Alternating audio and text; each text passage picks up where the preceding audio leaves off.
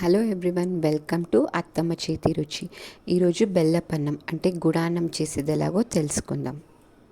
ఒక కప్పు బియ్యం, 4 glasses water, 1 cup బెల్లం, నెయ్యి, యాలక్కల పొడి, ద్రాక్షి, బాదామి, జీడిపప్పు. ఇప్పుడు ఒక ప్యాన్లో కడిగి పెట్టుకున్న బియ్యం, తర్వాత 4 గ్లాసెస్ ఆఫ్ వాటర్ వేసి అన్నం ఉడకడానికి పెట్టుకుందాం.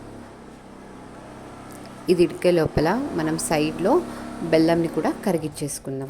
చూడండి, ఇలా అన్నం ఒక 75 to 80% కుక్ అయినాక మనం పాకం తీసి పెట్టుకున్న బెల్లం నీళ్ళని ఫిల్టర్ చేసుకొని ఇందులో పోసుకుందాం. ఫిల్టర్ చేసుకుంటే అందులో ఉన్న డస్ట్ పార్టికల్స్ అంతా అక్కడే స్టాప్ అయిపోతుంది.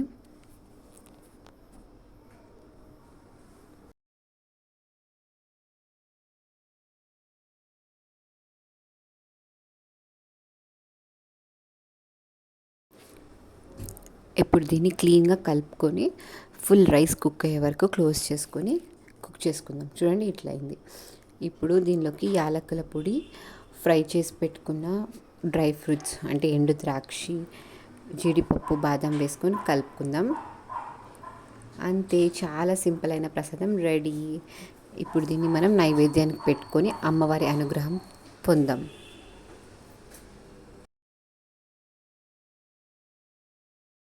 షేర్ చేయండి, సబ్స్క్రైబ్ చేసుకోండి మా ఛానల్కి. Thank you for watching.